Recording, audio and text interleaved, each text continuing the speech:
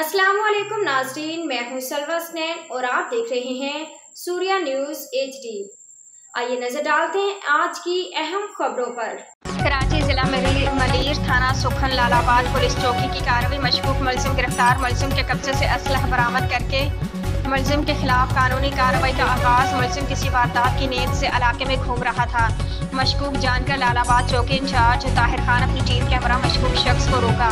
जामे तलाश में मुलजिम के पास से गैर कानूनी असलहा बरामद करके मुलजिम जुबैर व हुसैन की हिरासत में लेकर FIR दर्ज कर दी। लालाबाद चौकी के जवानों ने अपनी जान पर खेल कर मुजरिम को हिरासत में लिया। PC मोहम्मद ताहिर, PC सिकंदर अली, अरशद ताज जिन्होंने मुजरिम को आड़े हाथों लिया और तफ्तीश के दौरान मालूम हुआ कि मुलजिम किसी वारदात को अंजाम देने की कोशिश में मुलविस था। दौरान गश्त लालाबाद चौकी इंचार्ज ताहिर खान ने हिरासत में लिया। मुलजिम पर असलहा एक्ट के तहत मुकदमा दर्ज करके मजीद तफ्तीश का आगाज कर दिया गया। मुलजिम के खिलाफ क्रिमिनल रिकॉर्ड चेक किया जा रहा है। चौकी इंचार्ज लालाबाद ताहिर खान, मुलजिम से मजीद तफ्तीश के लिए सुखन शोबे तफ्तीश के सुपुर्द कर दिया गया।